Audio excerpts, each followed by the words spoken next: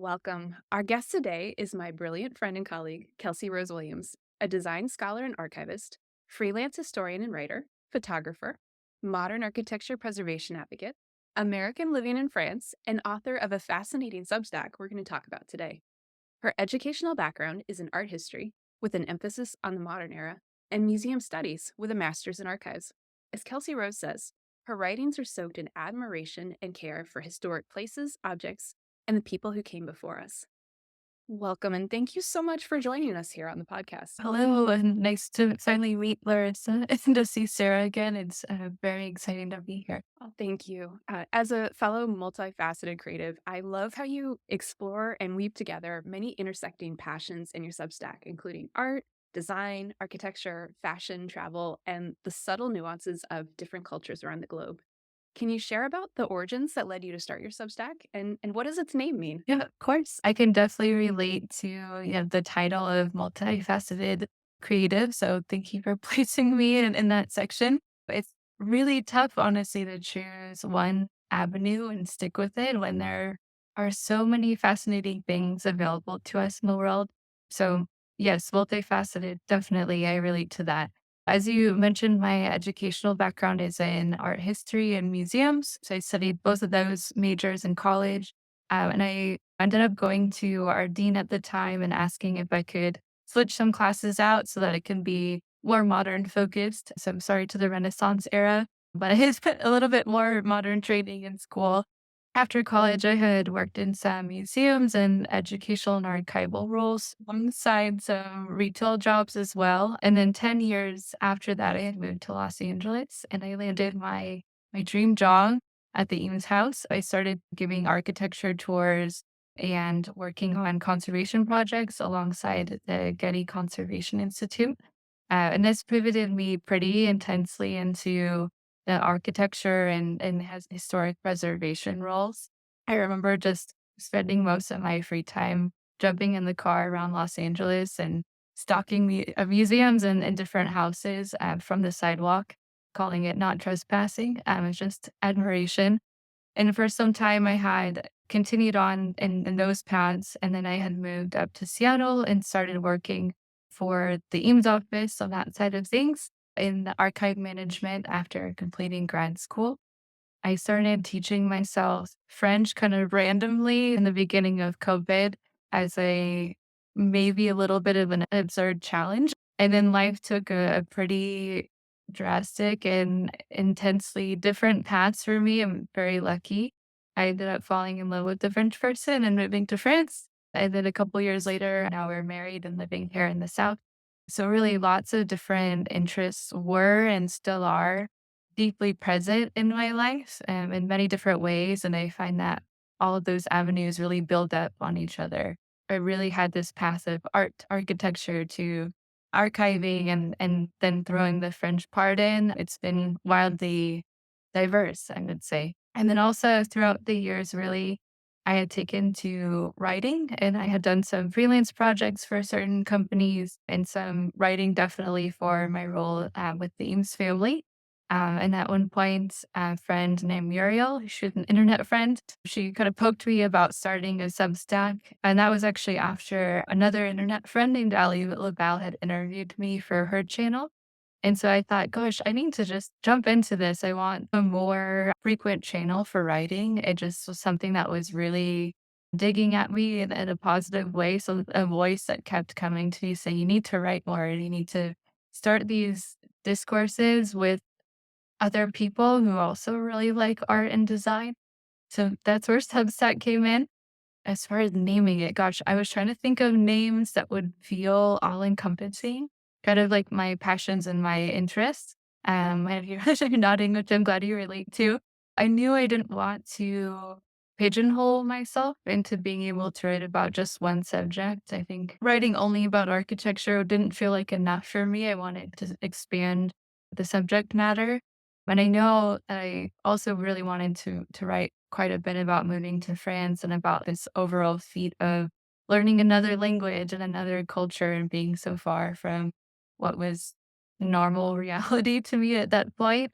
And so really I started to think about language and brainstorm words in English that had that kind of all-encompassing everything sort of feeling. I kind of pared it back down to even just words that I liked in English.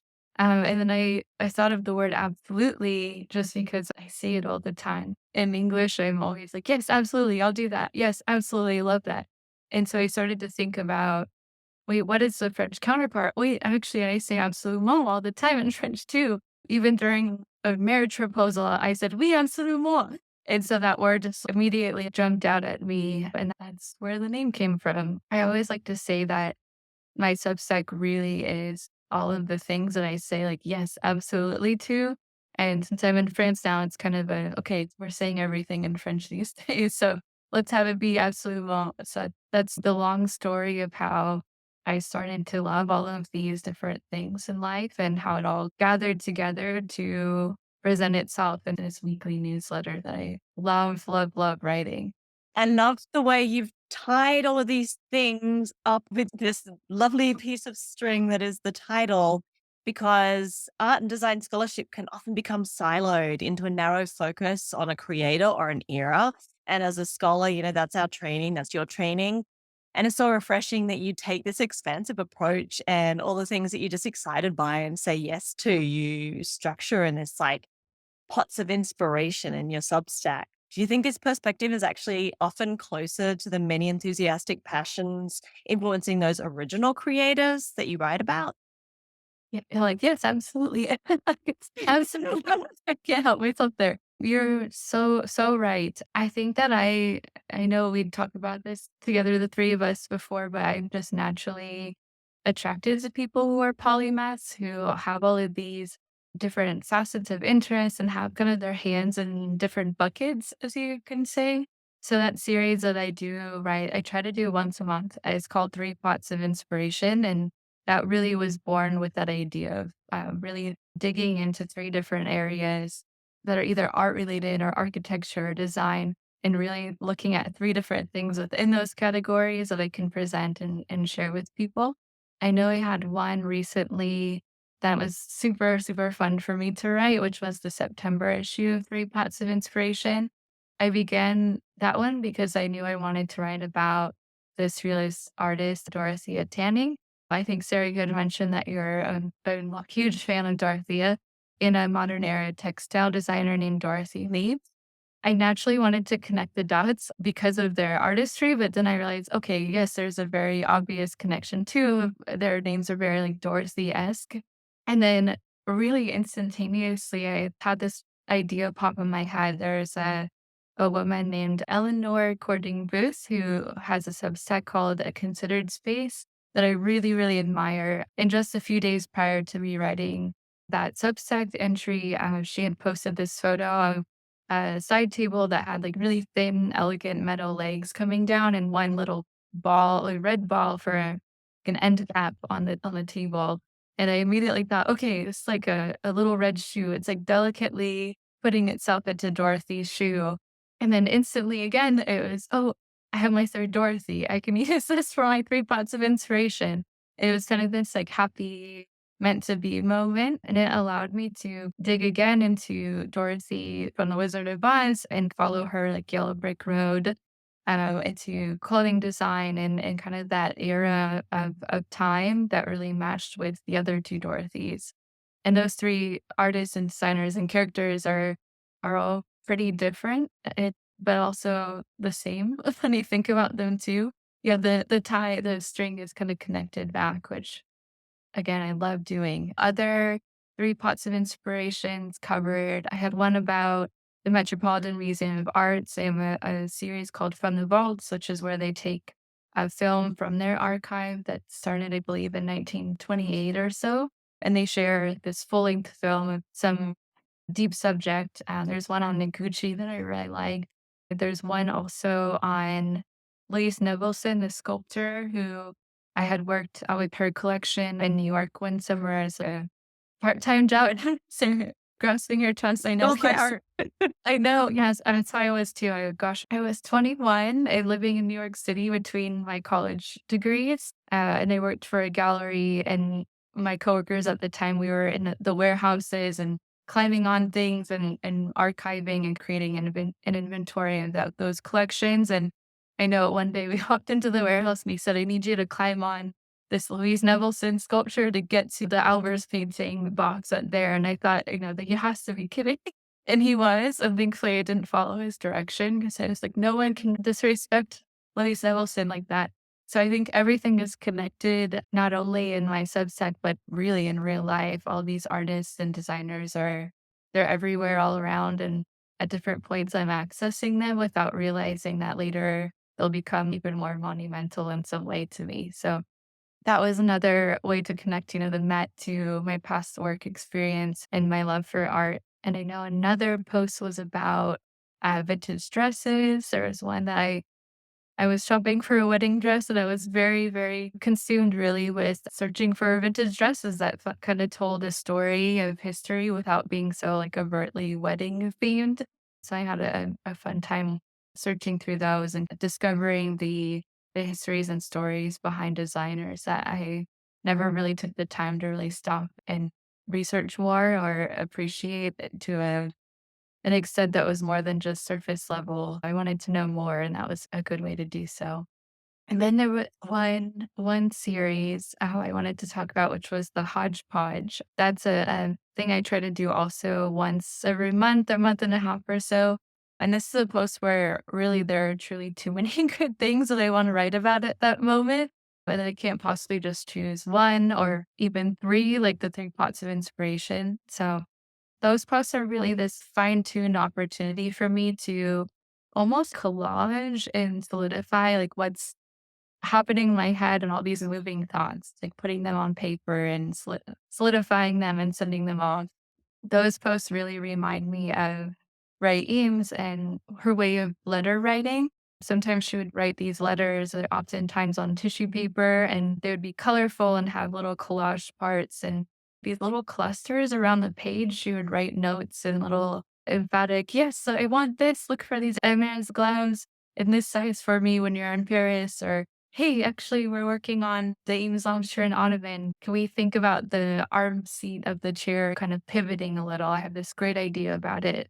So it kind of makes me feel closer to Ray, like I'm channeling this like clustered way of communicating. I I'd say absolutely. It's such an easy word to use. I'm proud of myself for thinking of that title because I think there's nothing now in my mind that can, I don't know, encapsulate like all of them. It's like, yes, okay, I want this. I love this. I care about it. It's so important. Let's talk about it. It's that feeling. Yeah, what I love about this idea, like the three plots being quite clear, you take these three seemingly disparate, unrelated artists and then discover the connections. You use the words join the dots. And I think what's so interesting about that and the hodgepodge approach of just putting all these seemingly random things together and exploring them is uncovering dialogues that were there because there was that interrelated influence, even if it wasn't written about by the art historian of the time or the critics or in the newspaper. And so it's almost like this recreation of memories that were there but weren't heard. Yes. Yeah. Exactly. I'm like, yes, absolutely. We're going to hear something. Yes, absolutely. To everything. I think in your kaleidoscopic approach, you have this extra talent for the passions that are underneath why people created things. And so you can in how you write and weave it together, it begins to, as Larissa said, reveal those stories of influence and kind of cross pollination that don't always make it into the very defined art historical record. It's nice to look at it that way. I like to be able to make the connections between things that seemingly aren't related at all. But in the end, everything's connected all the time. It's just fun to uncover those little spots. So like, oh, wait, Dorothy can be related to a textile designer who didn't design clothes for her, and also to something else that's kind of unrelated, but I'm sure they all knew each other or knew of people who knew. I don't know. It's all connected. It's just fascinating. It's fun to learn it in real time and sit at my computer and pull parts of my past out and learn new things. And take it with me and to share it with people. Yeah. And as a writer, what are your favorite elements about that writing process? What does it feel like when you're like in the zone? I would say I have 3 main processes to my writing, and I think 2 of them I really enjoy, the 3rd one not as exciting. But the first 2, I would say it's all about information gathering. First, I love learning. I love growing and expanding and reading and understanding the world a little better. So that part of the writing process comes pretty naturally to me. It's like a hobby of mine. Like, give it to me. I want to absorb. I usually have also like a pretty long list of topics or interests that I want to write about, and things change quickly. So some get buried, but for the most part, I'm like, okay, this is what I want to write about. And my mind is always trying to, yeah, again, make those connections between multiple ideas. And the second stage is actually the writing itself. I feel like when I began writing, I read all of those like little bits of information that I've gathered. And then I have this moment where I flip the switch and just let my imagination turn, like take over. And I feel like it's this like really clear moment where it just starts flowing, where I'm like, okay, it's done. Here it is. And it just comes out pretty naturally, which is a good thing for me. I like hope that that never stops. I think it also is easy with Substack in particular as a platform because I don't feel like I need to be super precious about my writing. I get to say whatever I want to say about whatever topics are like speaking to me the most. And there's no one gatekeeping what I am and not speaking about. So it feels like this like really liberating excuse to be like 1,000% free. And it feels like this moment where I have this stream of consciousness almost on the computer. I used to always do my writing by hand, but I think with Substack, it just makes sense to info dump on the screen on the site directly. It makes it a lot faster too. And then after dumping all of this creative flow and that stream of consciousness onto the page, I go through, and this is the less glamorous part, is just editing and making sure, did I really connect the beginning to the end and make that full circle, or is there something that maybe it's missing? I know in most of my posts, I have a little section at the end that's other notes or related notes. And that's where I get this real opportunity to be like, oh, I could embellish about this by adding this something to like a New Yorker article that I'd read that's about that similar subject. Or maybe I'm reading a book that covers something that I want to show people or give an extra shout out to because I'll be writing about it soon again. So it's really that extra fine tuning and the PS, like, oh, and also this. So those are my 3 steps for writing. It's fun. I love that. There was a one little section in your most recent Substack that just really had such potent kind of realization in it. And if it's okay, I'd love to read this little bit. Yeah, of course. So it's about your day one crying in the cafe, and I'll start partway through here. Listeners can go and read the rest of it online, but it starts. There can be so much nostalgia buried in a place you've never been, and people can have places stuck in them. My papa, for example, was so deeply Italian without me paying it any attention while he was alive. This cafe moment was the first time the world confirmed it for me. The string that connected his accent, his hairstyle, his prim clothing, the sparkle in his eyes, the tender version of his masculinity. It was sewn in him from his Italian father. He was born and raised in Ecuador, speaking Spanish, but everything about him shouted Italian. I understand this now and felt water in my eyes while eating my first delicious cornetto with jam inside. Cafe Martini time. I'm getting emotional thinking about it, listening to it. Thank you for reading that. It's interesting that people read your writing back. And I think, especially such an emotionally tender spot for me. And I say that in a positive way. I think that post was about our trip to Venice. And I had never been to Italy and I didn't know what to expect going into it. And we arrived really late one night. And then our first real experience of being in the city was that morning and walking into a cafe next to our Airbnb and just really being hit immediately by this like, oh wow, I know this place, I know these people. This is like something I truly just love with all of my heart. My grandfather, my papa, was again born in Ecuador, and we had always been told that he was Latin American and that he spoke Spanish and learned English, and kind of that was the history that I had always been given. but I knew that there was some Italian roots or connections in some way. And after he passed away, I inherited this beautiful little red journal from my grandparents of them writing about a 3-week trip in Europe that they had taken the year I was born. And I thought, oh my goodness, what a incredible treasure to inherit because I had been so curious about traveling the world and hadn't had the opportunity up until a couple of years ago, really. And so being in that cafe and seeing all of the men that had similar haircuts to him and had like a almost identical bomber jacket that he used to always wear and hearing the accent of people in Italy, I thought, oh my goodness, I'm where I'm supposed to be in this moment. This is my grandfather, like, being with me, and I think I was able to understand him so much more and so much more clearly, even though we were so close, just through those brief 5 minutes, like, just a brief 5 seconds even, that first finger snap of a moment, and really, I was like, "I can't wait to write about this because it just felt so overpowering, and I'm always thinking about my experience now as a foreigner in a foreign country and how really my grandparents lived that same experience, but a little younger than I am now. They were 14 years younger than me when they did it. It just really makes me feel closer to them in so many ways. I never could have imagined. I never expected to move to France or learn another language at this level. So it just made me kind of have this rolling moment of like, it all makes sense. Everything's connected. My family that I love and miss so much who are no longer with me are still really with me, seeing art and architecture in different countries with me. Like we're all traveling together.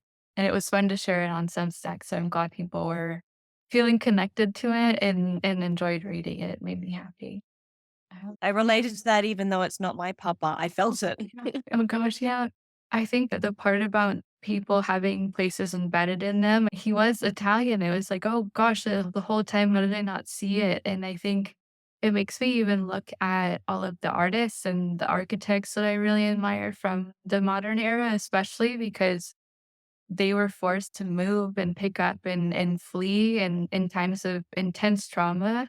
And I'm so lucky that I didn't have to leave America for any traumatic reason. It was like on my own accord that I left. But all of these artists were really forced to get out. And my grandparents the same way. They immigrated with a lot of terror and anxiety. And it gives me a bigger sense of, even bigger sense of empathy for all these people who are moving around. And I guess it's really, like, me being so appreciative and proud of these people for being able to do that and still being able to create and be monumentally influential. It's so impressive.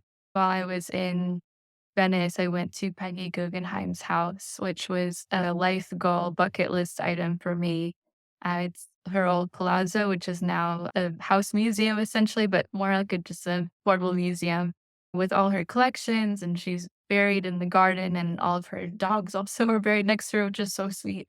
And really thinking about Peggy and how she connected all of these artists and really helped create the careers of many modern artists that I deeply admire these days. And reading her autobiography, you realize that she also helped save people's lives too in that time, in the sense that she helped, I think, sneak Max Ernst over to New York during World War II. And if it weren't for that, would he have created all of the art that he would have had after? We don't know. And there's just so many layers to all these stories and people, and it's so easy to connect it back to, like, my own lived experience, like, my own family's lived experience.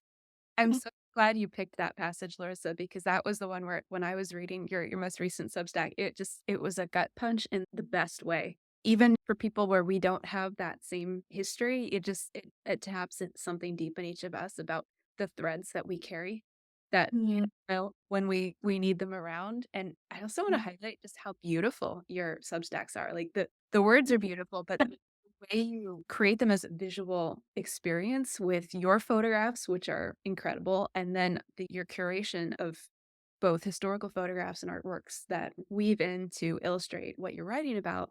It's just a whole visual experience as well as a scholarly one to absorb them. So that's something that I'm always really impressed with how you create that and how much time it must take to make them be an art object unto themselves. Thank you. Like, that's so nice. I have just as much fun gathering images and taking them as I do writing. So they really play up one another. And I think they're so inseparable. I think, or in my opinion, at least, I can't have my writing without my pictures. It just doesn't make sense. And I think there are so many stories that just occur within a photograph on its own without having to be explained. I can show you a picture of the Rialto Bridge in the middle of tourist season, and you'll know what it feels like to be there. I wish I had gotten more photos of Martini Time, the cafe, because I think while it's seared into my photographic memory, I wish I had more actual evidence of it just to like cherish that.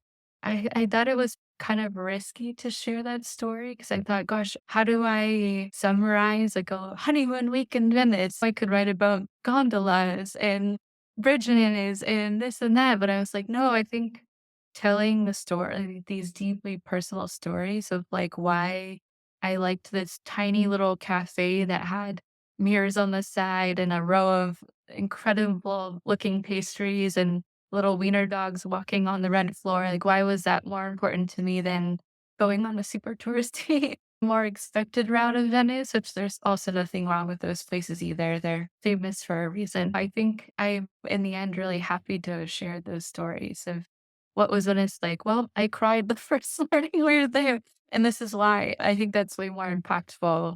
And then this leads perfectly into my next question, which is we really relish your natural writing voice and the way your appreciation and excitement about your subjects invites readers to see the beauty through your eyes and then get excited too. And so I personally always feel so inspired after reading your latest missive. What are you looking forward to in the future with your Substack, and how can our listeners subscribe to it? I'm a words of affirmation person, so any compliment just goes straight to my heart, and I trust both of your, like, judgments and your words so much. I'm not crying in the cafe, but I'm at least smiling here in my chair here.